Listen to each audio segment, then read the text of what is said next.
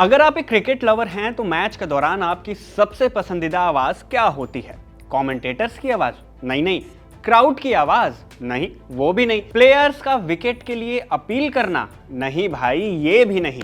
वो आवाज होती है लेदर की बॉल की लकड़ी के बैट से टकराने वाली टक की आवाज। ये टक की आवाज जैसे ही कानों में जाती है, आपका रोम रोम खुशी से भर जाता है। लेकिन एक आवाज ऐसी भी है जो सुनाई तो नहीं देती पर दिखाई देती है, और अगर आप फील्डिंग कर रही टीम के सपोर्टर हैं तो इसे देखकर आपको उतनी ही खुशी होती है जितनी टक की आवाज को सुनकर होती है। ये आवाज है बैट और बॉल की उस टक्कर की जो इतनी हल्की होती है कि हमारे कानों तक तो नहीं पहुंच पाती, पर हां मशीनों तक पहुंच जाती है, और जिसकी बदौलत हमें दिखाई देता है एक ग्राफ जो ये बताता है कि बॉल की टक्कर हुई है या नहीं। इस ग्राफ को दिखाने वाली तकनीक को कहते हैं स्नीकोमीटर।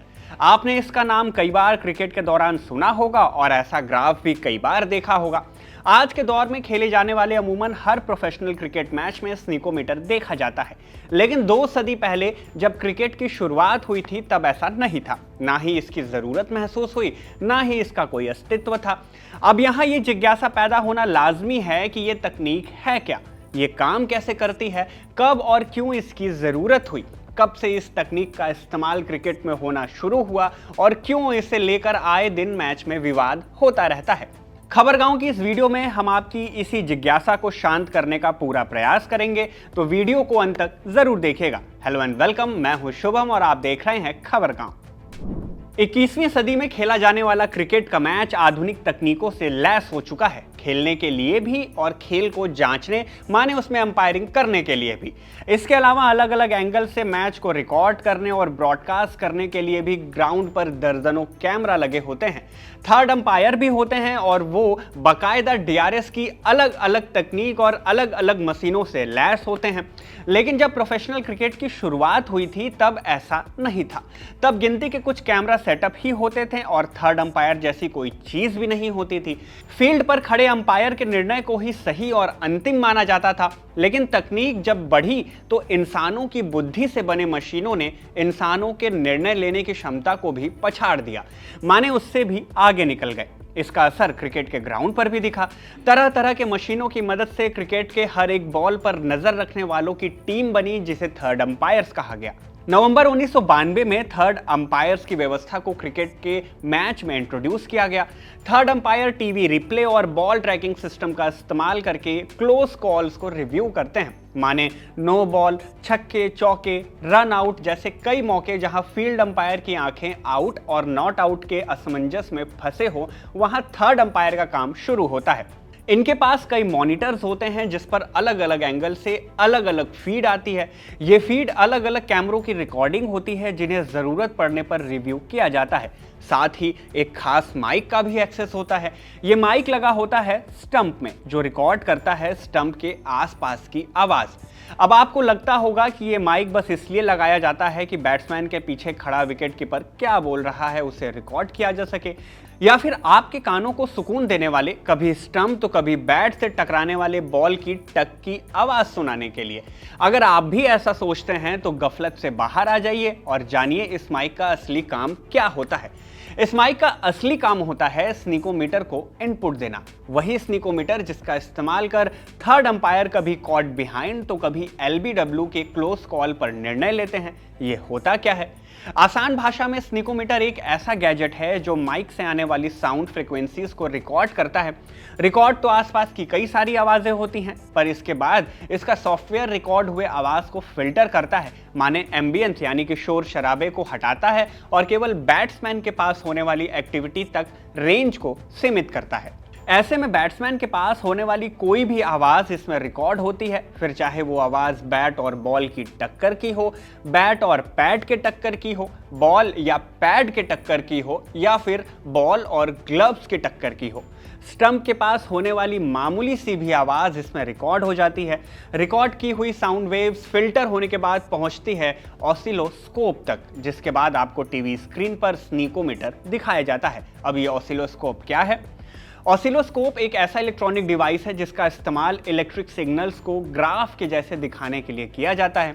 ईसीजी और ईईजी जैसे मेडिकल डिवाइसेस में हार्ट बीट और ब्रेन वेव्स का जो ग्राफ आपको दिखाया जाता है वो भी इसी के जरिए दिखाया जाता है। स्नीकोमीटर में भी इसी के जरिए माइक से रिकॉर्ड हुई आवाज के ग्राफ को भी दिखाया जाता है। जब बैट को और बॉल का जरा सा भी कांटेक्ट होता है तो ये ग्राफ फटाक से ऊपर हो जाता है। इससे थर्ड अंपायर को पता चल जाता है कि बॉल और बैट का कांटेक्ट हुआ है या फिर नहीं। आपको स्क्रीन पर भी जो मीटर दिखता है वो यही होता है। 1990 के दशक में अमेरिकन कंप्यूटर साइंटिस्ट थे एलन प्लास्केट। इन्होंने इस सिस्टम का आविष्कार किया था। 1999 में चैनल 4 ने इसे यूनाइटेड किंगडम में सबसे पहले इस्तेमाल किया। इसके बाद साल 2013 के एशेज सीरीज यानी एसएच कप में भी इसी स्नीकोमीटर के एडवांस वर्जन को डीआरएस में शामिल किया गया। अब यहाँ दो बातें आपको जाननी जरूरी हैं। पहला तो ये कि डीआरएस तो 2008 से ही क्रिकेट में शुरू हो गया था, लेकिन उस वक्त इसमें स्नीकोमीटर को जोड़ा नहीं गया था। लेकिन 2013 में इसे एडवांस बनाया गया और डीआरएस में शामिल किया गया। कैसे एडवांस बनाया गया?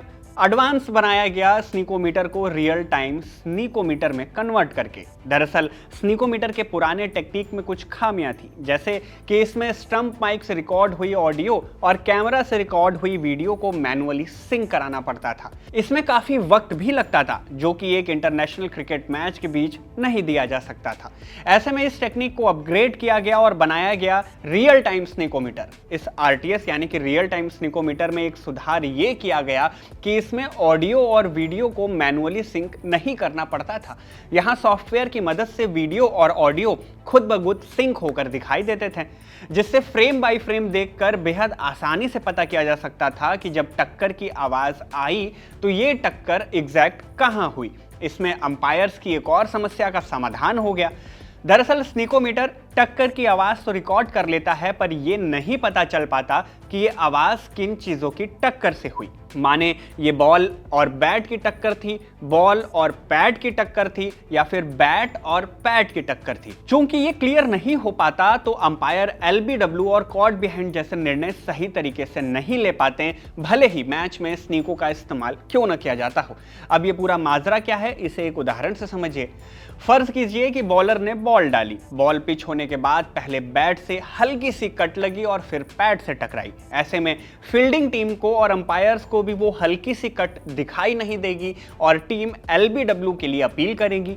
अपील के बाद अंपायर भी शायद आउट दे दें। थर्ड अंपायर भी अगर स्नीकों का इस्तेमाल करेंगे तो उन्हें टक्कर की आवाज तो सुनाई देगी, पर पता नहीं चलेगा कि ये टक्कर पहले कहां हुई, बैट में या पैड में। ऐसे में टेक्निक फेल हो जाएगी और सही जजमेंट नहीं हो पाएगा। ऐसा ही कुछ होगा अगर बॉल बैट के बिल्कुल बगल से गुजरे और बैट बॉल की बजाय बैट्समैन के पैड से टकराकर कीपर के हाथों में चला जाए। यहां भी स्नीकों में आवाज कैद हो जाएगी और आवाज के दम पर अंपायर भी आउट दे देगा। लेकिन असल में टक्कर तो बैट और पैड की थी, तो आउट नहीं बनता है। ऐसे क्रिटिकल क्लोज कॉल्स में सही जजमेंट करने के लिए इजाद किया गया रियल टाइम स्नीकोमीटर, जो कई एंगल से वीडियो के साथ स्टंप माइक की ऑडियो को भी रिकॉर्ड करता है और दोनों को एक साथ दिखाकर सही जजमेंट करने में अंपायर की मदद करता है। आज के दौर में इसी रियल टाइम स्नीकों की मदद से क्लोज कॉल्स में थर्ड अंपायर निर्णय करते हैं, जो पहले वाले स्नीकों की तुलना में ज्यादा बेहतर काम करता है। लेकिन इसके बावजूद भी कई बार इस पर सवाल उठाए गए हैं। दरअसल कई बार ऐसा होता है कि स्नीको भी फेल हो जाता है। माने ये रिकॉर्ड तो सब कुछ कर लेता है, पर उसके बाद भी ये पता नहीं चल पाता कि एक्चुअल टक्कर कहां हुई है। इस स्नीकों की एक कमी ये है कि ये कभी कभी आवाज के बीच के अंतर को पता नहीं कर पाता। आसान शब्दों में कहें तो कभी कभी आवाज बैट के पैड से टकराने से भी आती है, लेकिन देखने में लगता है कि ये टक्कर बैट और बॉल की हुई, क्योंकि बॉल, बैट और पैड तीनों एक दूसरे के बेहद पास होते हैं। ऐसे में दोनों के बीच अंतर कर पाना मुश्किल हो जाता है और यहीं पर स्नीकोमीटर भी फेल हो जाता है, जिसे लेकर कई बार विवाद भी खड़े हो जाते हैं। ताजा मामला देखें तो 30 दिसंबर को मेलबर्न टेस्ट में यशस्वी जायसवाल के विकेट पर थर्ड अंपायर के फैसले ने विवाद खड़ा कर दिया। दरअसल मेलबर्न टेस्ट के आखिरी दिन ऑस्ट्रेलिया कप्तान कमिंस ने अपनी गेंद पर यशस्वी के खिलाफ कैच की अपील की। हुआ ये था कि बॉल यशस्वी के ग्लव्स के पास से होते हुए कीपर के हाथों में गई। अपील हुई पर ग्राउंड अंपायर ने नॉट आउट दिया। लेकिन ऑस्ट्रेलिया ने डीआरएस लिया और थर्ड अंपायर ने यशस्वी को आउट करार दे दिया। डीआरएस में स्नीकोमीटर में दिखाया गया कि गेंद बल्ले से नहीं टकराई और कोई आवाज भी नहीं हुई क्योंकि स्नीको का ग्राफ हिला भी नहीं। इसके बावजूद भी थर्ड अंपायर ने यशस्वी को विजुअल डिफ्लेक्शन के आधार पर आउट करार दिया और इस फैसले पर यशस्वी ने ग्राउंड अंपायर से सवाल भी किया, लेकिन फैसला नहीं बदला गया। विजुअल डिफ्लेक्शन का मतलब कि किसी चीज का सही रास्ते से हटना या मुड़ जाना होता है। इस मामले में देखें तो अंपायर्स को दिखाई दिया कि बॉल बैट और ग्लव्स के बीच से डिफ्लेक्ट हुई, लेकिन स्नीकोमीटर में आवाज नहीं रिकॉर्ड हुई। तकनीक के हिसाब से देखें तो यहाँ कोई कांटेक्ट नहीं हुआ, लेकिन वीडियो देखें तो साफ पता चलता है कि बॉल ग्लव्स के पास जाते ही हल्की सी घूम गई और इसी विजुअल के बेस पर यशस्वी को आउट करार दिया गया, जिसकी वजह से काफी विवाद हो गया। खैर, ऐसे मामलों में जहां स्नीको काम नहीं करता या फेल होता है वहां जरूरत पड़ती है हॉटस्पॉट की, लेकिन इस पूरी सीरीज में हॉटस्पॉट सिस्टम का इस्तेमाल भी नहीं किया गया। अब ये हॉटस्पॉट सिस्टम क्या है, कैसे काम करता है और स्नीकोमीटर, हॉटस्पॉट के अलावा डीआरएस में इस्तेमाल होने वाली तीसरी तकनीक हॉक आई टेक्नोलॉजी क्या है और ये कैसे काम करती है, इन सब के बारे में हमने डिटेल वीडियोस बना रखी है। आपको डिस्क्रिप्शन में दोनों ही वीडियो के लिंक मिल जाएंगे। अगर आपने उन वीडियोस को नहीं देखा तो जाकर उसे भी देखें ताकि डीआरएस की पूरी टेक्निक को आप समझ जाएं। इस वीडियो में बस इतना ही। वीडियो में दी गई जानकारी अगर पसंद आई तो लाइक जरूर करें, लगा कि जानकारी कुछ काम की है तो अपने क्रिकेट लवर्स तक जरूर शेयर करें। अगर आप खबरगांव के चैनल पर पहली बार आए हैं तो ऐसी वीडियोस आपको खूब देखने को मिलेगी, इसलिए चैनल को सब्सक्राइब जरूर कर लें।